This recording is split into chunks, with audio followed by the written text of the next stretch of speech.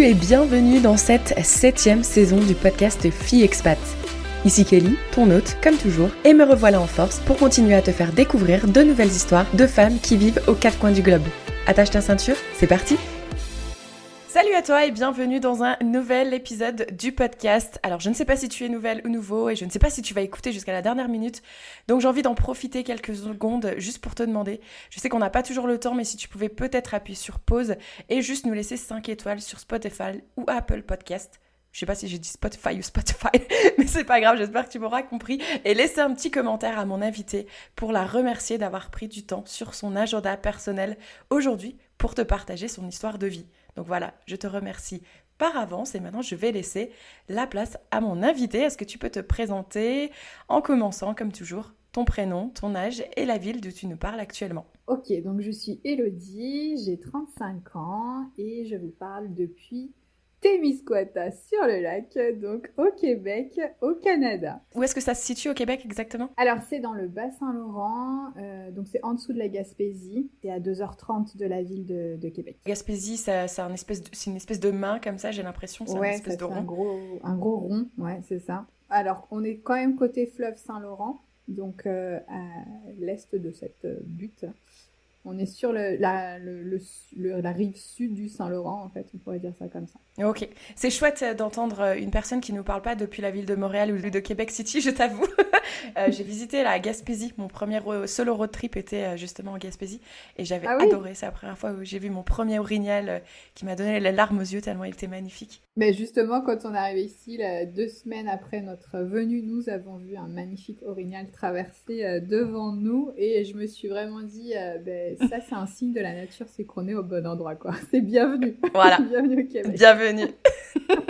Excellent.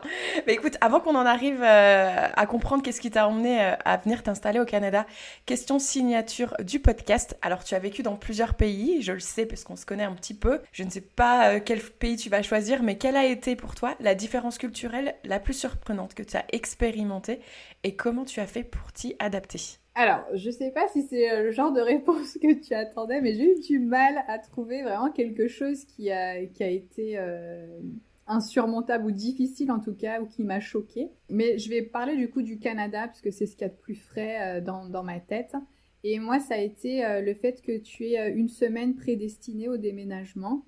Je sais pas si c'est partout dans les provinces du Canada, mais voilà, ici... Non, c'est que le Québec. C'est que le Québec, ok. Les premières semaines de juillet... en fait, c'est là où tu peux changer de logement, ton bail se termine et donc tu peux prétendre à autre chose. Mais en fait, du coup, tout le monde change à ce moment-là, donc tous les camions de déménagement sont pris. Du coup, ça veut dire qu'il faut que tu anticipes vraiment à l'avance, ce qui n'est pas mon fort. Et le revers aussi de la médaille, c'est que si tu n'arrives pas à déménager à ce moment-là, tu peux te retrouver avec un logement qui ne te va pas encore pendant une année. Et donc ça a été difficile pour nous parce qu'on s'est retrouvés dans un logement qui ne nous correspondait pas, justement. Et du coup, un logement en sous-sol. Donc ça, j'ai l'impression que c'est aussi assez culturel, ce genre de logement. Je pensais pas trouver ça ici. Les fameux basements. Mais voilà, c'est ça. Et voilà, où en fait, c'est des logements en soi qui sont pas mauvais, hein, mais c'est juste qu'il n'y a pas de lumière et que les fenêtres que tu as, nous, c'était sur les roues de la tondeuse du voisin qui, lui, avait une maison avec un beau jardin. Et donc, ça a été un coup dur pour nous et surtout que les Canadiens ne comprenaient pas quel était le problème, en fait. Donc c'est vraiment ça qui m'a le plus choquée et du coup désarmée parce qu'il fallait trouver des solutions à ça alors qu'il n'y avait pas de problème pour les autres. Ouais. Alors c'est marrant que tu abordes ce sujet parce que juste avant qu'on se connecte ensemble, j'ai regardé quand est-ce qu'il allait sortir cet épisode et figure-toi qu'il va sortir le lundi 1er juillet, coïncidence ou pas.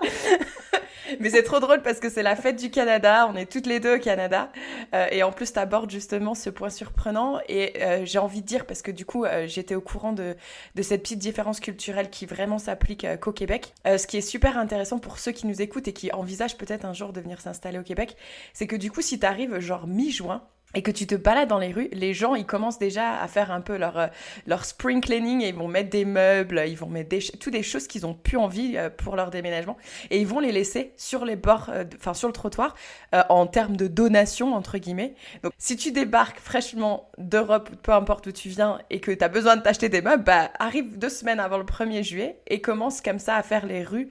En plus, plus tu vas aller dans les quartiers riches, plus tu vas trouver des meubles qui vont être intéressants peut-être pour toi.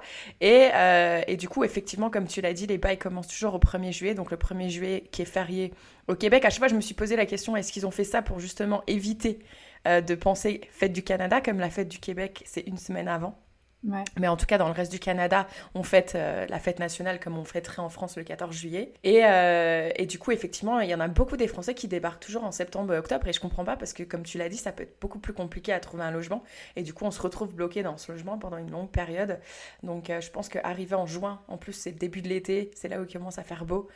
Ça peut être vraiment très stratégique pour une bonne installation. Ouais, c'est ça. Et tu as raison, pour rebondir sur les meubles qu'on trouve dans la rue, il y a aussi toutes ces ventes de garage où tout le monde étale sur sa pelouse ses meubles. Et c'est vrai que c'est un bon moyen de s'équiper pour pas grand-chose, voire gratuitement, comme tu disais. Ouais.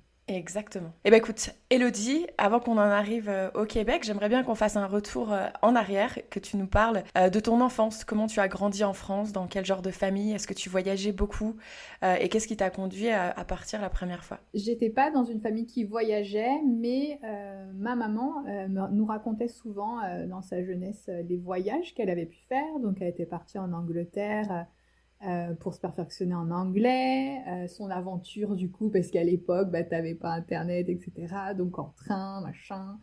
Et puis elle avait fait la Grèce en stop aussi. Et donc moi, à chaque fois qu'elle me racontait ça, elle s'allumait en fait. Et je pense que j'ai nourri cette envie aussi de voyager à partir de là. Mais en famille, on n'a jamais fait de voyage à l'étranger, on n'a pas eu cette occasion-là. Je me souviens que dans les années 2000, j'avais marqué dans mon agenda Canada parce que mes parents regardaient pour nous emmener en voyage en été au Canada. Sauf que ça ne s'est jamais fait. Oh. Donc j'ai été un peu déçue, mais voilà, il y avait comme, il nourrissait notre envie, voilà, avec des reportages, avec des projets qui, même s'ils ne se faisaient pas, ça cultive quelque chose en toi.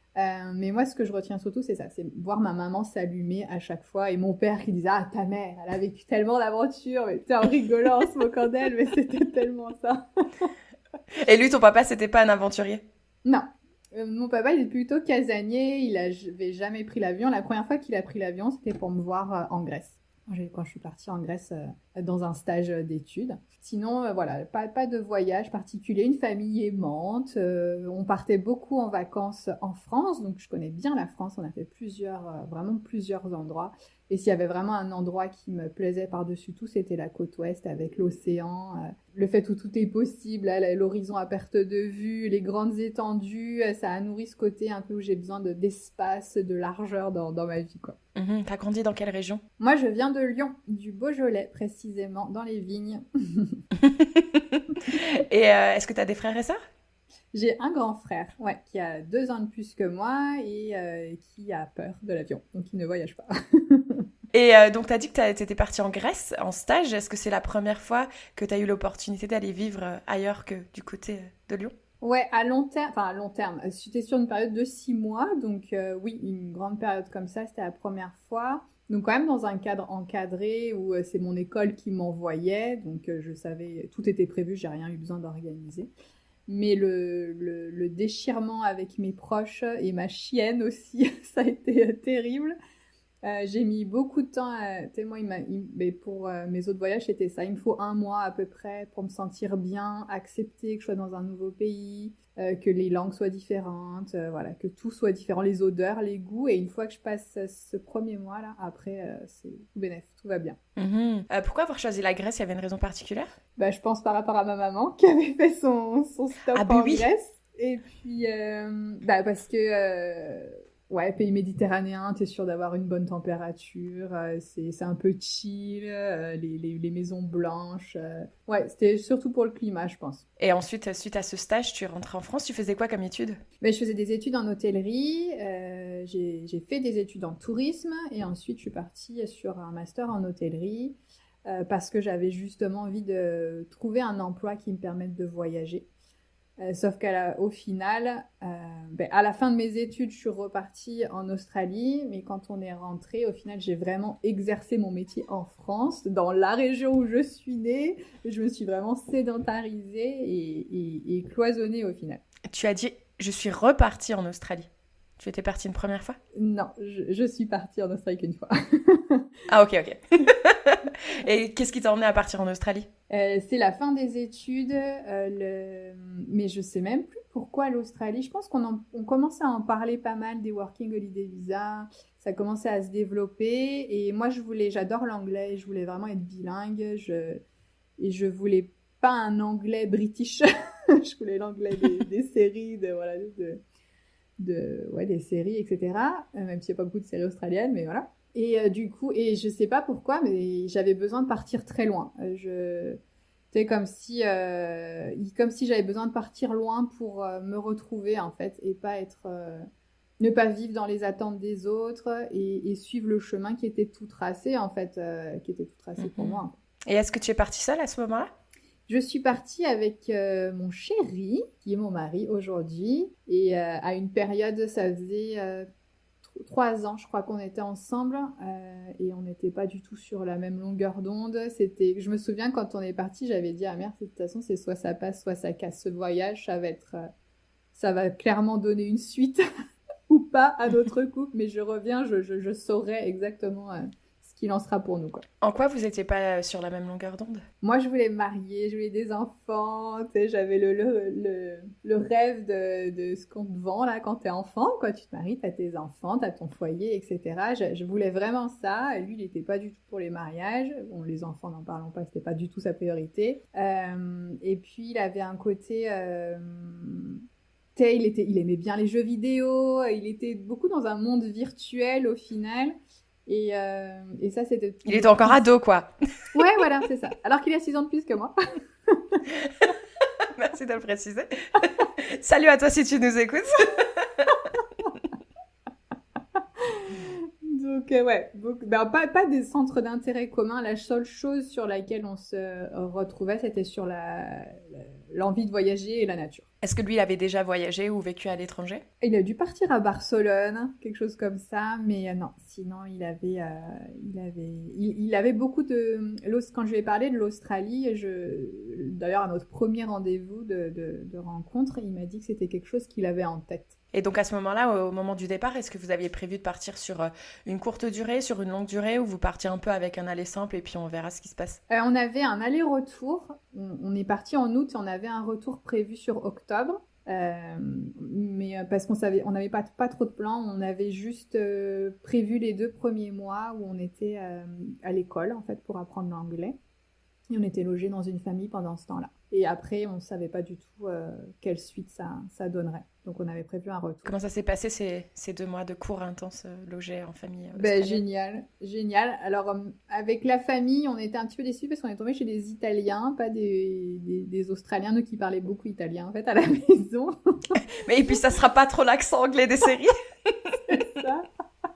Et puis, en fait, oui, mais non, ça s'est très bien passé. Entre nous, ça s'est très bien passé. À partir du moment où on a pris l'avion, il y a comme eu une actualisation là de nos énergies, j'en sais rien, de nos versions, et on s'est vraiment trouvés en fait.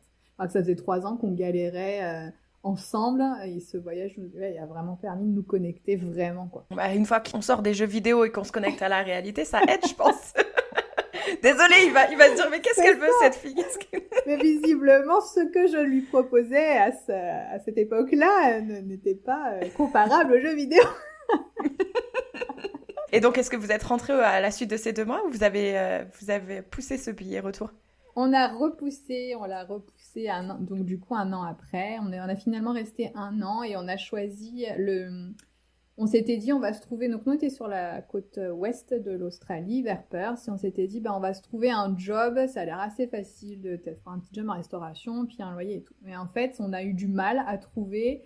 Et j'étais en contradiction intérieure avec ce choix-là de sécurité. Et au final, on a décidé de s'acheter une voiture. On n'avait absolument pas le budget pour un van, donc on a acheté l'équivalent d'un break ici, hein, une station wagon, une modèle Commodore. Et du coup, on l'a payé $950, cette voiture australienne. Et en fait, on a fait tout le tour de l'Australie avec, en s'arrêtant pour travailler quand on avait besoin de travailler. Et pour le coup, ben là, les opportunités étaient là, les synchronicités étaient là. Et on était vraiment alignés avec ce choix de vie nomade, en fait, qui nous allait parfaitement bien et qu'on n'aurait pas choisi d'expérimenter en France, en fait. Oui, puis de vivre de paycheck en paycheck, quand on vit vraiment avec le... On arrive des fois, on arrive près de zéro, allez hop, on va retrouver du travail. Est-ce que tu étais à l'aise avec ce mode de vie? Bah, en fait, oui, parce que ça reste ton unique souci, en fait, c'est de t'alimenter et de dormir. Tu vis avec pas grand-chose. Donc, t'as pas de loyer à payer. Donc, ouais, c'est ça. S'alimenter, sinon tu en reviens aux besoins basiques de l'être humain, en fait. Et du coup, ça t'enlève... Nous, on n'avait pas de stress. On n'avait pas de contraintes. Donc, du coup, juste aller chercher un travail, c'était juste ça, le souci qui arrivait à un moment donné. En plus, c'était pas une recherche quotidienne, tu vois. Donc, du coup, on le vivait bien, ouais. Et le retour en France, il s'est passé comment? Le retour en France, très bien pour nous deux parce que du coup on s'est fiancés sur une plage près de Melbourne, donc on est rentrés pour se marier. Il a fallu retrouver un travail parce qu'on s'est mariés 1 an après notre retour, donc pour pouvoir engranger de l'argent pour pouvoir financer le mariage. Et du coup, donc tu noteras qu'il a changé d'avis concernant le mariage pendant le voyage. Clairement. D'ailleurs, il faudrait que tu nous partages des petites photos si tu as des photos de cette période. Oui, je serais ravie de pouvoir les partager. Et par contre, le retour a été difficile de retourner dans une vie plus classique au final.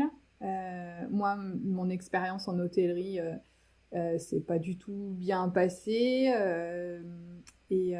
Chris, dans son travail, lui, il avait pris une année sabbatique, donc il a pu retrouver son travail initial. Moi, c'était une nouvelle expérience. Et ça a duré du coup 11 ans. 11 ans où du coup, on est revenu dans nos schémas passés. C'est-à-dire que de nouveau, on se comprenait plus. De nouveau, il y a eu de nouveau aussi cette envie d'aller dans les jeux vidéo pour lui. Parce que, en fait, concrètement, la vie, comme je te disais, proposée telle qu'on la construisait, ça lui procurait pas ce que les jeux vidéo lui procuraient au final. Donc beaucoup de remises en question, on s'est séparés, on s'est remis ensemble, on a eu des enfants, donc on a eu 2 enfants pendant ces 11 ans-là.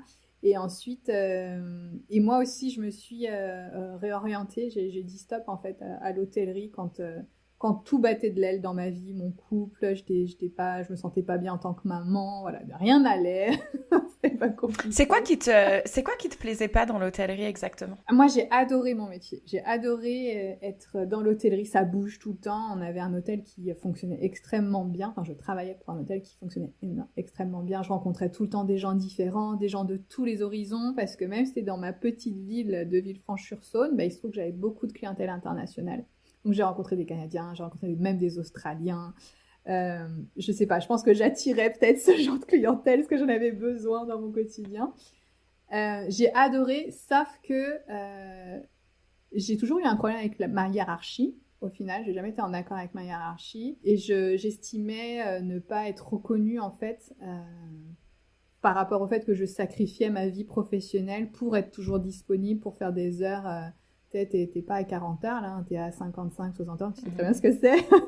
Mais, et donc, du coup, j'ai eu un déclic à un moment donné quand j'adore faire les albums photos annuels sur Internet et les livres photos. Et en fait, à un moment donné, je me suis dit, mais en fait, je suis où sur les photos? En fait, les seules photos que je mettais de moi, c'était en selfie, en fait, si je voulais apparaître dans l'album photo. Et là, ça m'a fait un gros déclic. Et je me suis dit qu'il fallait changer les choses. Ouais, quand tu as l'impression que de te donner entièrement à ton travail et pas profiter de la vie.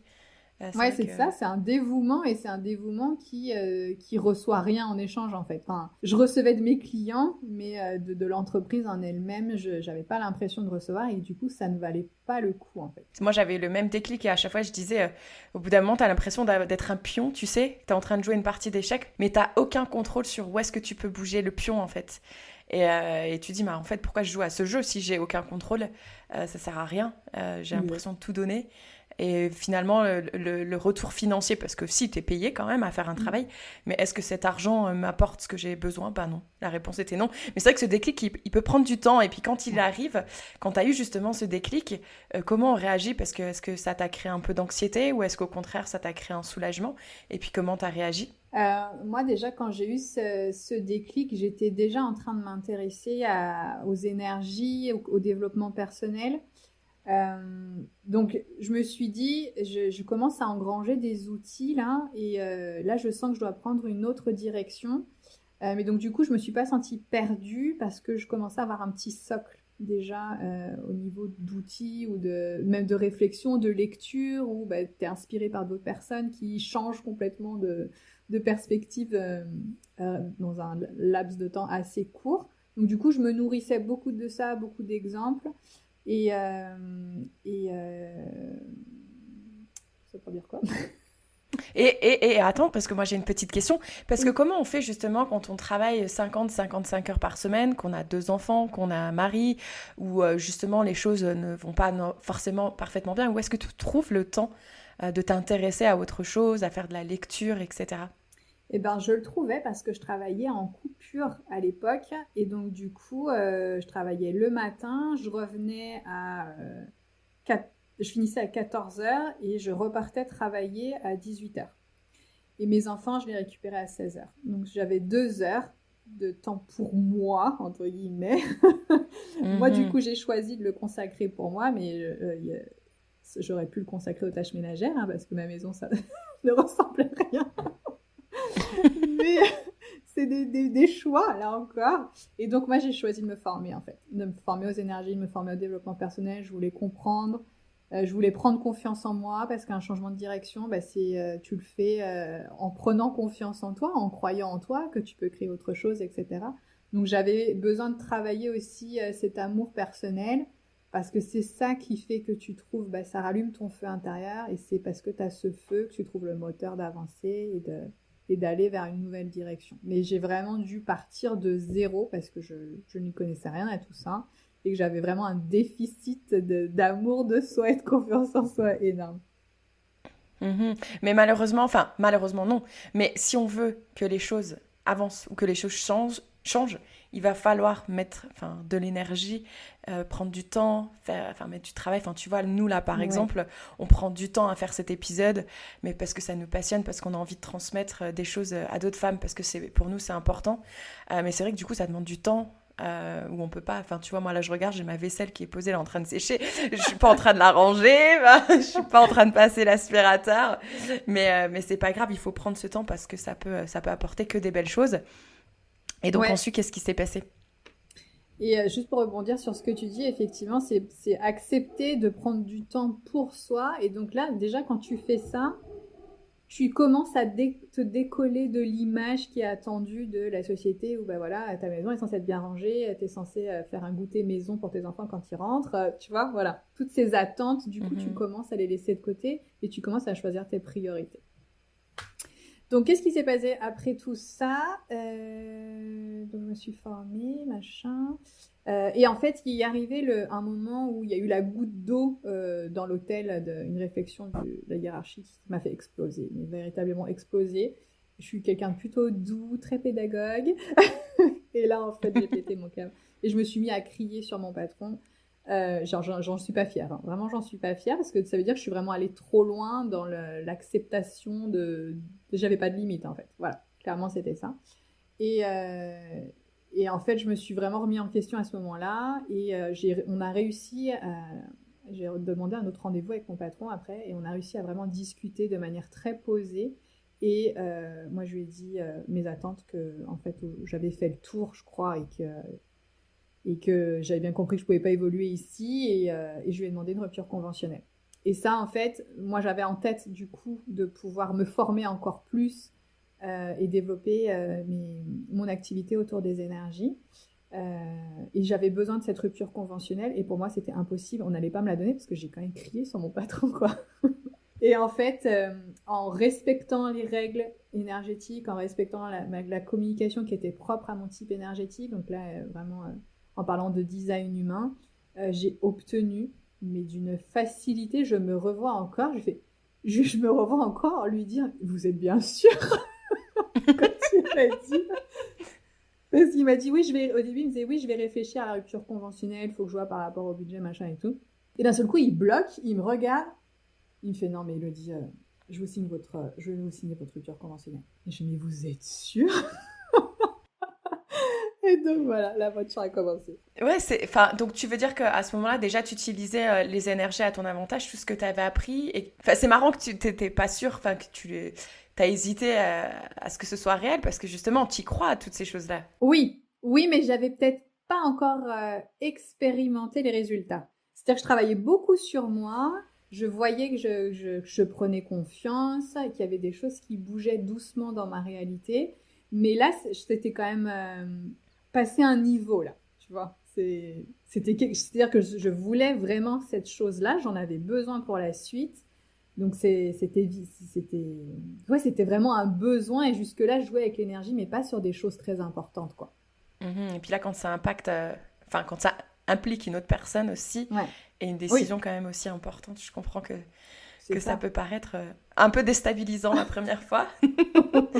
Et donc là, est-ce que tu prévoyais déjà de continuer à développer ton activité en France? Oui, donc là j'étais prête, donc du coup j'ai obtenu ma rupture et je me suis lancée, mais au départ j'ai vraiment axé sur l'hôtellerie qui pour moi était un secteur malade en France, et j'avais un peu cette volonté de guérir tout le monde là dans le secteur, et je me suis tournée d'abord sur les managers en hôtellerie, les femmes toujours, en commençant à développer mon compte sur LinkedIn, et cette approche développement personnel énergétique, ça a plu en fait.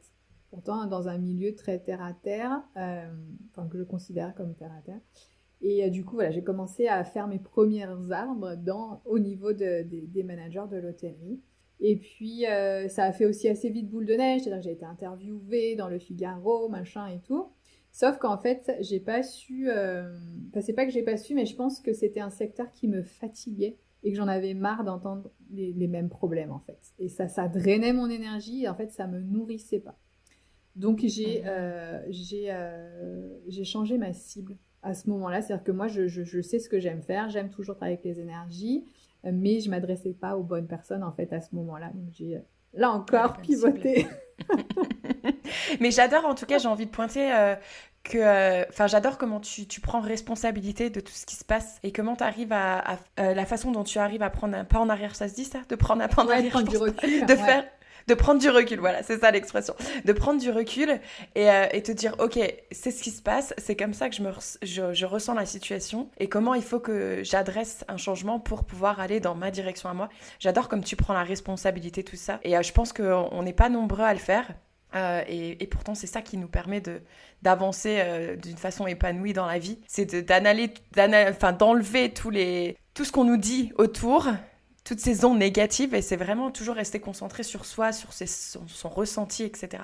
Donc en tout cas, bravo, je tiens à souligner, j'adore ta façon d'analyser tous ces changements de vie que tu as expérimentés. Et donc là, tu as décidé de te diriger vers quelle cible? Et donc du coup, j'ai décidé alors je me suis tournée vers les relations amoureuses, puisque s'il y a bien quelque chose que j'avais réussi et donc j'étais fière, c'était ma relation amoureuse avec mon mari.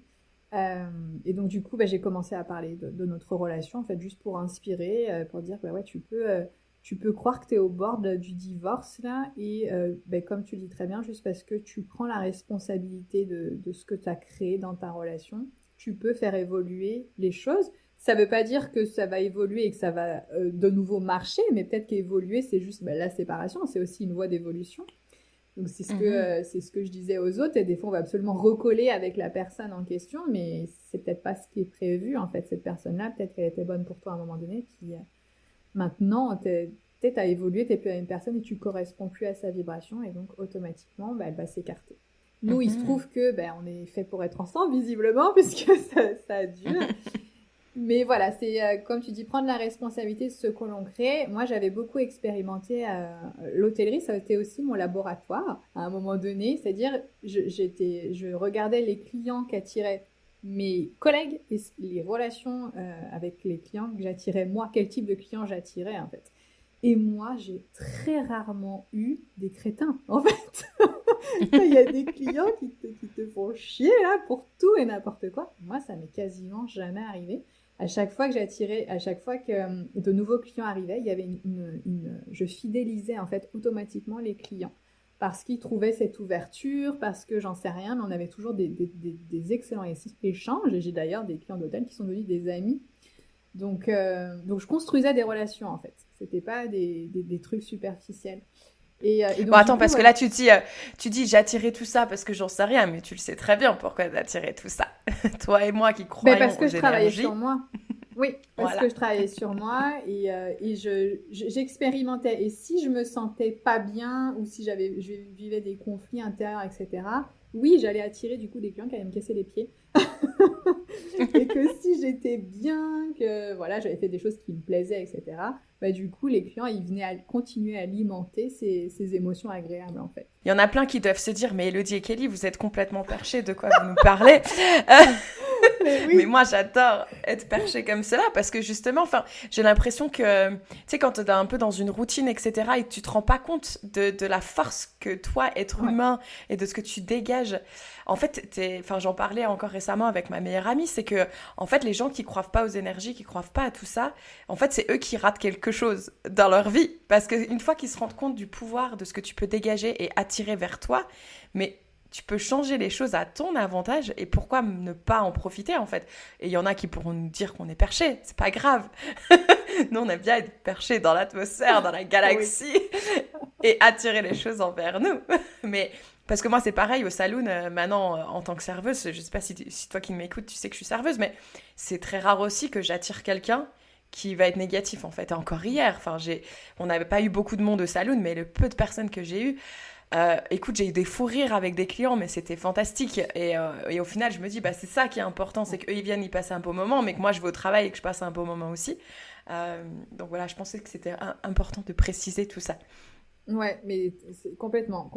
Et en fait, tu te rends compte que c'est tes émotions, ce que tu ressens le plus dans ta journée, tu vas créer ton futur à partir de ça, en fait. Tout est une question d'émotion. Donc, plus tu es dans le négatif, dans la colère, plus tu vas créer ta journée de demain et les autres, potentiellement, avec ces émotions-là. Parce que c'est ce qui va teinter ta vibration.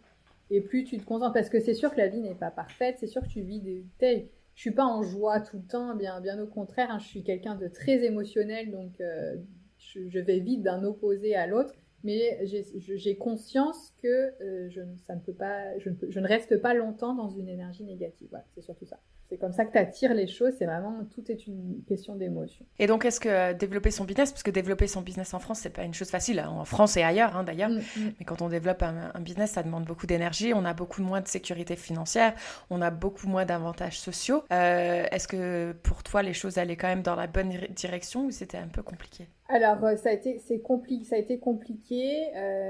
Moi, j'avais la chance que mon mari travaillait, donc j'avais un revenu fixe quand même qui tombait. Et puis, comme j'étais en rupture conventionnelle, j'avais aussi les aides, les allocations au chômage, qui n'étaient pas très élevées parce que j'ai eu la bonne idée de demander une rupture conventionnelle après le Covid. Et donc, du coup, les hôtels ont eu beaucoup de soucis économiques au moment du Covid. Et nous, on a été beaucoup au chômage partiel. Et donc, du coup, mes droits ont été calculés sur cette merveilleuse année-là. Donc, zut. je n'ai pas pu vraiment profiter. Et donc, voilà. Donc, je me suis mis là-dessus. Et en fait, au fur et à mesure que je faisais des accompagnements, donc j'ai créé sur les relations amoureuses, sur la confiance en soi. C'était vraiment les deux socles.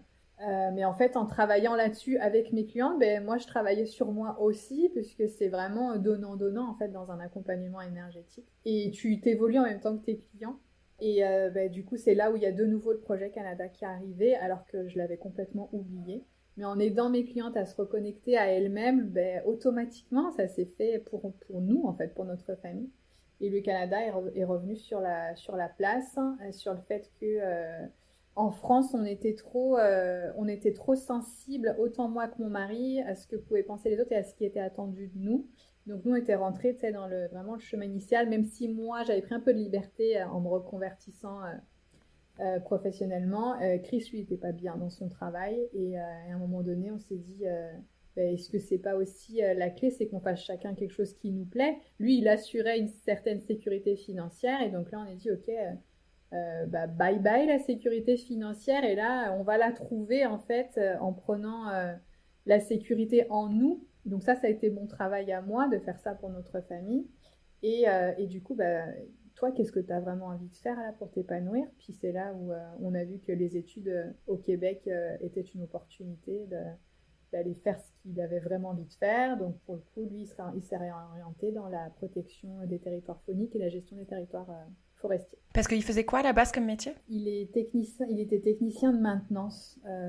Donc soit dans des machines à production dans les usines, soit là, ces dernières années, il était au niveau des services généraux, donc gérer tous les petits bobos du bâtiment. Il était moins dans l'intervention et c'est plus qu'il devait gérer des services extérieurs qui venaient réparer. Voilà. Okay. Qui venaient réparer parce que c'était des grands bâtiments du coup de bureaux et compagnie. Est-ce que tu sais comment il savait que... parce qu'il aurait pu très bien aussi se tourner vers le développement de jeux vidéo, par exemple. Il va m'insulter, Chris. Oui, il va se dire, voilà, arrête avec ça. Mais qu'est-ce qui lui a fait se dire, non, j'ai envie de me tourner vers la nature et vers la forêt? Parce qu'il a toujours voulu... En fait, il a toujours voulu travailler dehors. Donc, c'était quand même tout le contraire ce qu'il faisait. Et nous, on habitait dans un cadre de vie absolument magnifique. On avait la forêt à côté de nous. Et en fait, dès qu'il faisait beau, on prenait les sacs à dos, les pique-niques et on partait dans la forêt pendant des journées entières. Il adorait sortir du chemin. Et le nombre de fois qu'on est revenu avec des traces de ronces là sur le visage. Parce qu'il se laissait porter là. Ah, si, viens, passe par là. Et en fait, il irradiait. Peut-être que... de lui-même, il savait qu'il avait envie de faire ça, mais je pense qu'il n'osait pas emmener la famille dans ce côté-là où chacun fait ce qu'il a envie de faire, mais donc du coup, au niveau rentabilité, est-ce que ça va fonctionner, quoi. Et qu'est-ce qui vous a emmené à vous dire que ce sera au Canada et pas ailleurs? Nous, l'Australie aurait été à la place du Canada, on serait allé en Australie, on serait retourné en Australie, mais c'était vraiment trop loin, et pour le coup, on avait peur que plus personne ne vienne nous voir. Enfin, tu sais, c'est vraiment énormément de vols, c'est très cher. Mais on voulait retrouver la même chose, donc la même attitude au niveau des gens, le même type de personnes, le même état d'esprit plutôt, et les grands espaces. Donc voilà, le Canada était tout choisi pour ça. Et pourquoi le Québec? Le Québec parce que les études étaient il y a des accords avec la France, ce qui fait que les études sont financées et que du coup on n'avait pas à sortir de l'argent pour les études. Alors, on a dû sortir un peu d'argent, mais tu payes pas le prix initial, ça se compte en centaines d'euros ce qu'on a dû sortir donc pour payer les études, je parle. Donc c'était un sacré avantage parce que s'ils faisaient cette reconversion en France, qu'on avait aussi envisagé, dans tous les cas on aurait dû déménager et il aurait dû se financer sa formation parce que ça ne rentrait pas dans son CPF, ce qu'il voulait choisir, donc ça nous aurait plus coûté en France au final. Et comment on prépare justement un déménagement en famille comme ça dans un autre pays? Eh bien, on le prépare comme on peut, j'ai envie de dire. Nous, on s'est fait accompagner sur le plan administratif. On a rejoint la communauté de Canada Explorer pour qui je travaille aussi maintenant en tant que coach expatriation. On avait besoin de se sentir entouré et d'être avec des personnes qui étaient dans cette même logique que nous, parce que même si ça se fait, c'est de plus en plus courant, tu restes toujours comme un ovni de faire des choix comme ça où t'as tout et en fait t'envoies tout balader pour reprendre à zéro et tu sais même pas, il y a rien qui est garanti en fait. Donc on avait besoin d'être avec des gens comme nous avec ces mêmes choix. Clairement. Donc ça c'était top. Du coup t'as un rendez-vous avec un avocat. Attends, comment ils s'appellent les deux qui ont développé Canada Explorer? Paul et Bastien. Mais oui, mais je crois que j'ai rencontré... je dis pas de bêtises, je crois que je suis allée boire un café avec Bastien, mais ouais, il y a genre 2 ans. Il y a 2 ans. Ah, parce qu'il est repassé par Calgary, là, il y a pas longtemps. Non, pas à Calgary, je l'ai vu à Montréal. Ah oui. Il me semble, ouais. Ouais. Certainement parce que j'avais vu ce qu'il faisait et puis que je trouvais que c'était intéressant. Donc, tu sais, moi, je suis toujours aussi allée à la rencontre des personnes qui veulent aider d'autres expats ou futurs expats. Oui. Moi, en plus, à l'époque, j'envisageais aussi peut-être aider les Françaises ou les femmes francophones à venir s'installer au Canada. Bon, c'est un projet que j'ai complètement abandonné. Ouais. Mais du coup, je trouvais que c'était intéressant d'échanger avec des personnes qui avaient un peu des objectifs similaires aux miens. Et c'est vrai que je suis plus trop ce qu'ils font, puisque c'est plus trop ce que je fais, étant donné que je travaille beaucoup plus. Mais du coup, je suis contente de voir que ça t'a aidé toi, tu vois, j'en avais aucune idée. Et puis de voir que ça continue à fonctionner. C'est ça, on a vraiment développé aussi une relation du coup professionnelle pour le coup. Ils m'ont proposé ça en fin d'année dernière, de prendre le relais de Steve qui s'orientait sur d'autres aventures. Et donc du coup, top. Du coup, je rencontre plein de familles grâce à eux. Oui, puis en plus, du coup, toi, tu l'as vécu, donc Ouais, pour en c'est parler, frais c'est... en plus. Ouais. Donc c'est top. Ils avaient besoin de quelqu'un parce qu'il y a beaucoup de leurs adhérents de plus en plus sont des familles en fait. Donc ils ont besoin de trouver une personne qui sait ce que c'est d'immigrer en famille et qui a des enfants aussi à différents âges. Donc ça match bien. Ça match bien. Trop bien, trop bien. Ouais, on mettra les infos dans la description s'il y en a qui s'intéressent à aller venir s'installer au Québec. Ouais, complètement. On mettra Canada Explorer. Du coup, je suis complètement partie sur autre chose. Oui, voilà, on est complètement partie sur autre chose. Mais... On a décidé de se faire accompagner. Voilà. Et moi, en parallèle, je m'accompagnais moi-même énergétiquement pour vraiment créer des énergies qui allaient soutenir notre projet pour faire en sorte que s'il y a des imprévus, s'il y a des épreuves, que ça se passe en fait, qu'on trouve toujours une solution exacte. En fait, j'essaie de me remettre dans l'énergie dans laquelle j'étais en Australie. Parce qu'en Australie, c'était ça. À chaque fois qu'il y avait un problème ou une problématique, je te jure, on avait toujours ce sentiment d'être au bon endroit, au bon moment. T'as toujours quelqu'un qui venait nous tendre la main. Ou alors d'un seul coup, la voiture se remettait à fonctionner. C'est alors qu'elle fonctionnait plus et qu'il fallait que... Voilà, plein de choses comme ça. Et notre aventure en Australie a été magique. Et moi, je veux que mon expatriation au Canada soit magique. Et donc, je crois en la magie, je crois aux énergies. Et je veux, et là, ça va bientôt faire 1 an qu'on y est. Moi, j'adore raconter mon aventure au Canada parce que je trouve qu'il y a de la magie, en fait, dedans. Et donc, du coup, je me mets dans cet état d'esprit et dans cette énergie. C'est quoi les surprises du jour, cher univers? Donc j'ai travaillé là-dessus et puis aussi pour m'aider à couper les liens énergétiques avec la France, avec notre maison, si on était propriétaire, à tout ce que j'avais créé jusqu'ici pour repartir avec une fréquence neutre. Là, alors c'était jamais complètement neutre, hein, mais essayer d'arriver à un point zéro où je suis une nouvelle personne qui arrive au Canada et comme ça, mon énergie va s'adapter à celle du Canada parce que la France et le Canada, c'est des vibrations complètement différentes. Et je voulais vraiment être au plus près de ça, ressentir ça pour pouvoir m'adapter, pour savoir quoi travailler, pour que tout aille le mieux possible. Et donc, du coup, c'est pour ça que tu as commencé aussi, parce que on parlait un peu plus tôt que tu voulais accompagner les personnes dans leurs relations amoureuses. Mais là, tout doucement, tu as commencé un peu à changer de cible, encore une fois, et maintenant, tu veux t'adresser plus aux femmes expatriées, c'est bien ça? Ouais, là, depuis... en fait, je pensais arrêter mon activité parce que il fallait faire rentrer de l'argent, puis moi, je gagnais pas assez d'argent avec mon activité. Et donc, du coup, je m'étais dit, là, tout va reposer sur moi. Et c'est trop de pression pour moi et mon entreprise, là. et je vais trouver un emploi salarié. Et je cherchais un 40 heures, un emploi normal, quoi, ici au Canada, un temps plein. Et en fait, j'ai pas trouvé. Et moi, ce que je voulais au fond de moi, c'était continuer mon entreprise, en fait. Mais j'arrivais pas j'arrivais pas à assumer la responsabilité de créer cet argent pour la famille. Et en fait, du coup, les opportunités se sont ouvertes et j'ai trouvé un 20h dans une épicerie écologique à Amarante, là, qui me permet de ne pas avoir eu besoin d'acheter une deuxième voiture parce que si je voulais en fait des emplois plus gros, il fallait que j'aille plus loin, il fallait que j'aille à Rivière-du-Loup, ça me demandait une deuxième voiture, donc un investissement. Et là, en fait, c'est le combo parfait, c'est-à-dire que en plus, je travaille dans une épicerie écologique, donc tu vois, avec des valeurs au sujet de la nature, etc. Donc, du coup, des clients qui sont sensibles à ces valeurs-là, et tu rencontres des gens qui sont ouverts aussi aux énergies, parce qu'en général, les gens connectés à la nature, ils ont quand même cette ouverture. Ça veut pas dire qu'ils sont à fond dedans, mais ils ont une ouverture et une sensibilité aussi à d'autres niveaux de l'être humain, si tu veux. Et donc, du coup, ça m'a amené des clients, moi, personnellement, dans mon entreprise. Et puis aussi, c'est là que je me suis dit, mais je peux aussi créer des accompagnements pour les personnes expatriées. Et donc là aussi, avec Canada Explorer, j'ai vu que les gens étaient intéressés, que les personnes qui partent avec des enfants, les mamans sont extrêmement angoissées du système scolaire, de plein, enfin, toutes les choses logistiques qui vont se régler avec la partie logistique, et toute la partie angoisse, peur de l'inconnu, ne pas avoir de plan. Sur 5 ans, tu vois, il y en a comme nous, il y en a beaucoup qui arrivent, c'est pour 2 ans ou 1 an si t'es en PVT, voilà, ça dépend de ton système d'immigration.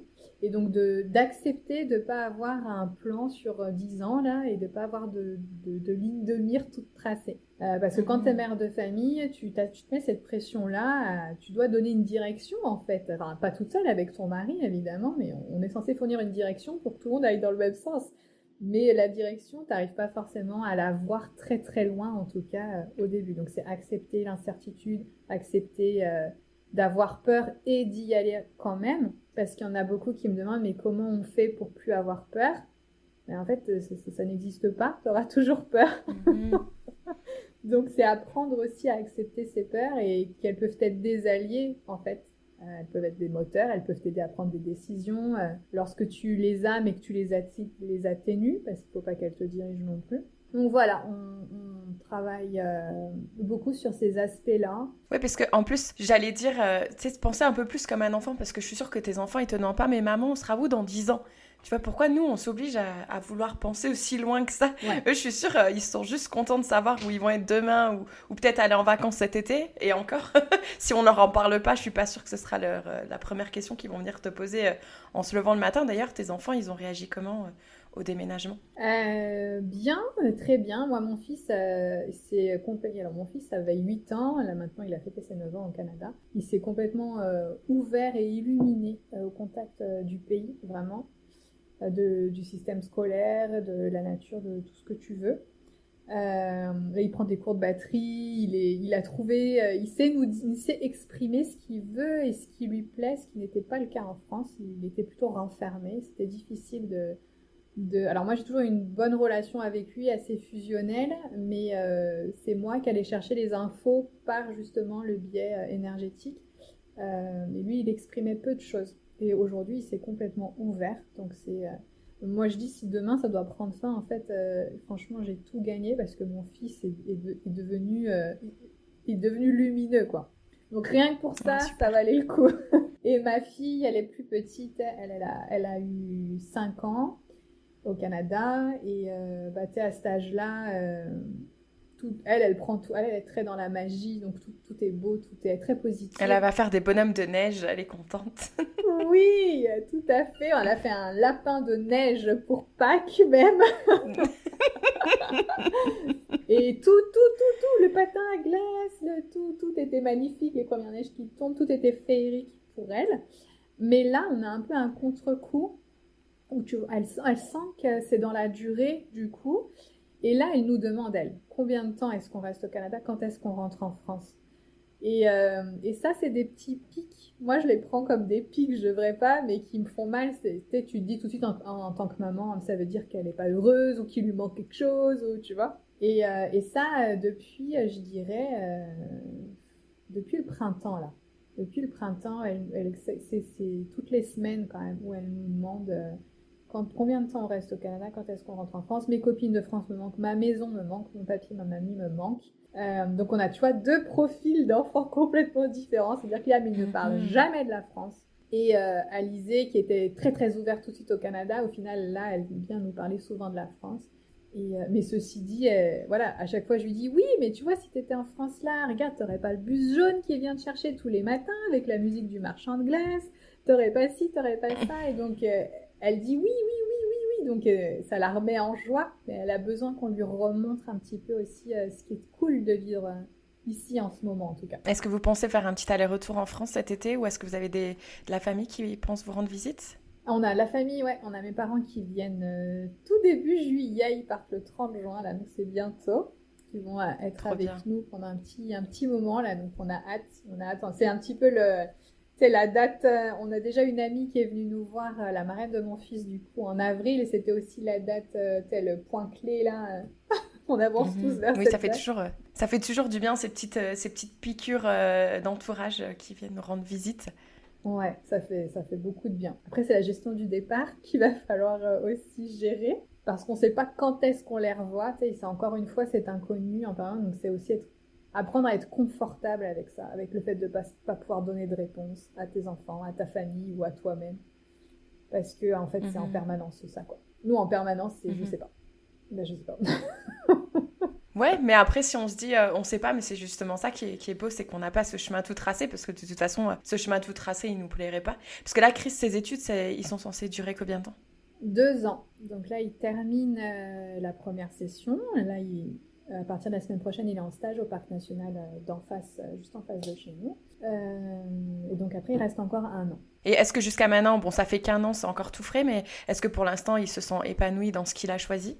Complètement. Oui, complètement. C'est un petit peu comme Liam, mon fils. Ils se sont tous les deux illuminés. Ma copine qui est venue nous voir là, elle m'a dit non mais en fait, t'as envie de l'écouter te raconter ce qu'il a fait, quoi. Il communique sa joie et sa passion. Et même moi qui suis absolument pas intéressée par les poissons d'eau douce, et je l'écoute, tu vois.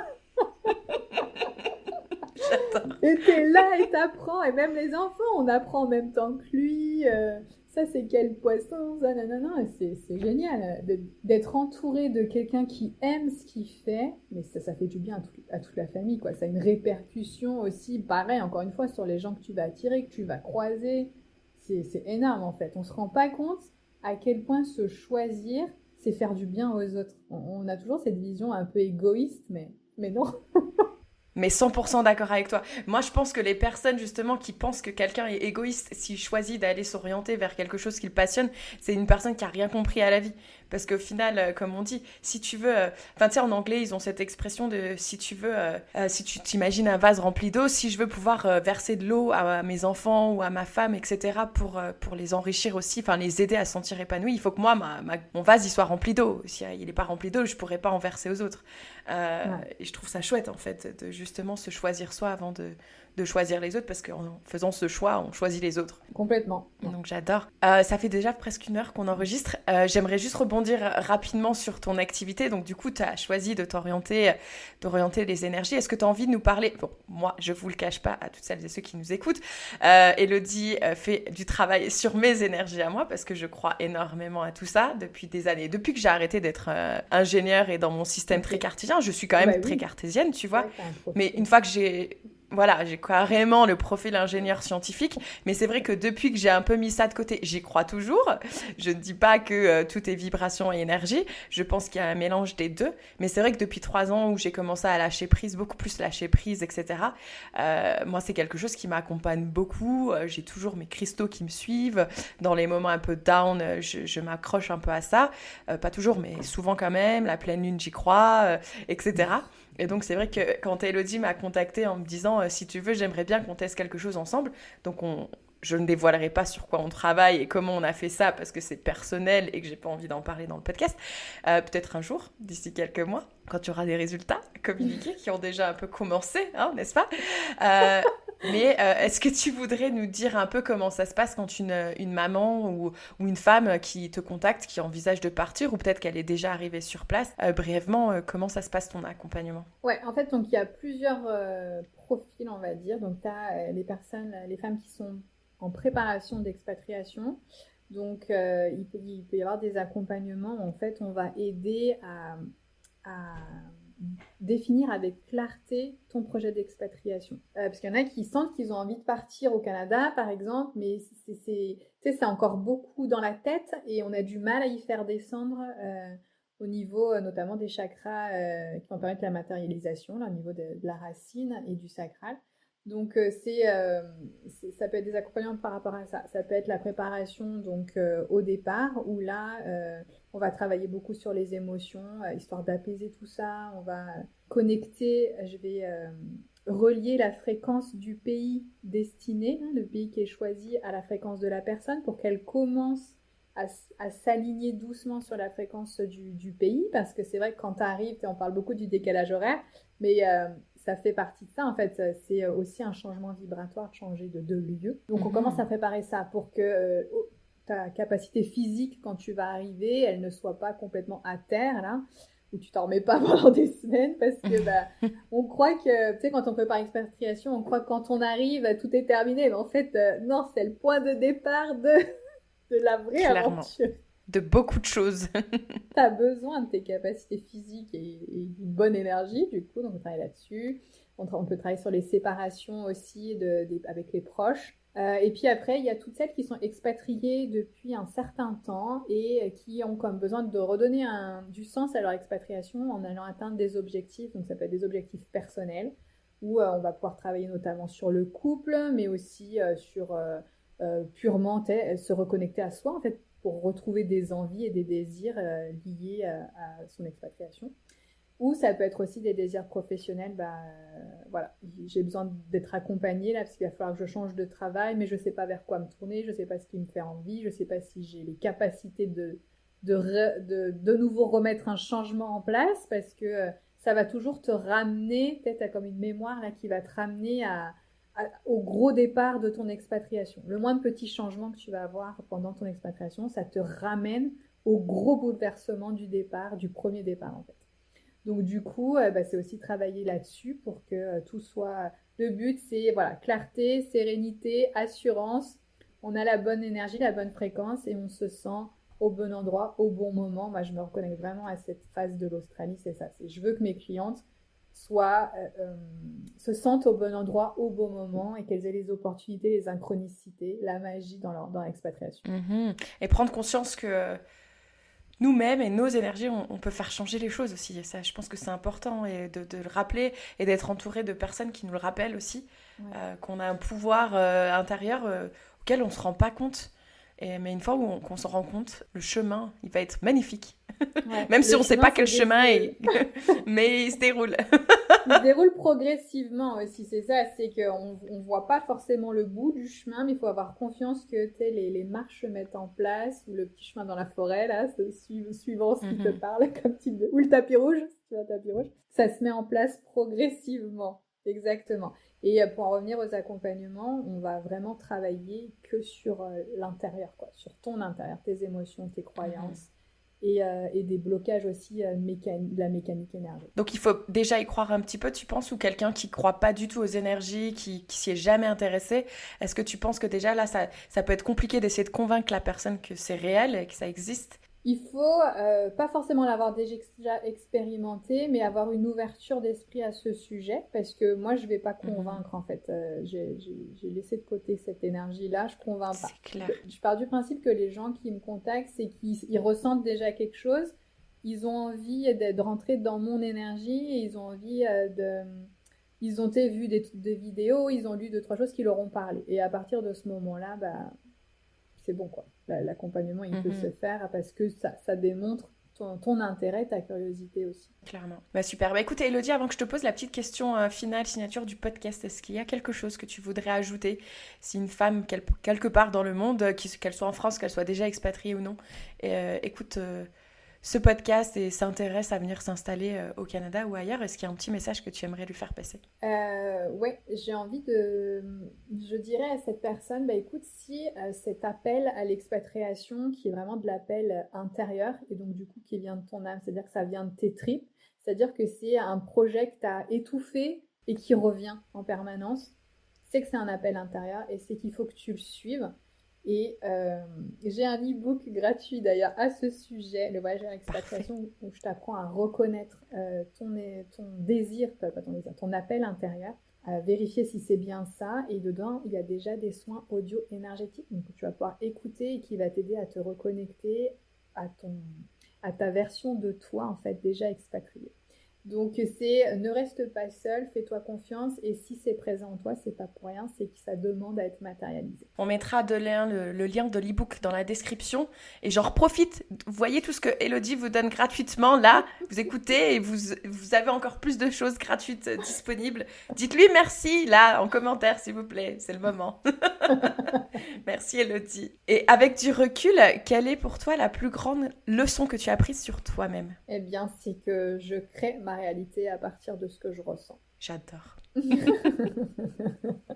Et donc, du coup, voilà, je cultive au jour le jour des émotions qui me font du bien, mais ça peut être vraiment des choses toutes bêtes, c'est-à-dire, en fait, juste le fait, genre, j'ai ouvert les yeux ce matin, tu sais, moi, je me dis, c'est que l'univers a jugé que je m'étais pas trop mal débrouillée la veille. Du coup, il me redonne un jour de plus Donc là, je ressens un peu de Clairement. fierté, tu vois. Et puis après, ça peut être des choses toutes bêtes, hein. C'est juste savourer mon café en mettant du sirop d'érable dedans, alors je ne le faisais pas avant. C'est vraiment, tu peux vraiment cultiver des émotions positives en n'ayant pas grand-chose. T'es pas obligé de vivre des aventures de dingue pour pouvoir ressentir. Mais il faut se servir de ce que tu as déjà et alimenter les émotions qui te font du bien. Super bien dit. Merci beaucoup, Elodie. Encore merci. Je vais pas assez le répéter, mais même merci pour tout ce qu'on a fait en amont ensemble. Je suis vraiment ravie que tu m'aies contactée sur Instagram et qu'on échange depuis plusieurs mois ensemble. Donc, encore une fois, hein, si on a été mise sur nos routes, c'est pas pour rien. C'est pas pour rien. Voilà, donc merci à toi. Je te souhaite une excellente fin de journée, une belle semaine et puis plein d'aventures qui t'attendent cet été en nature. Merci à toi, Kelly. Merci pour ta confiance et de m'avoir tendu le micro. Avec grand plaisir. À bientôt. Ciao.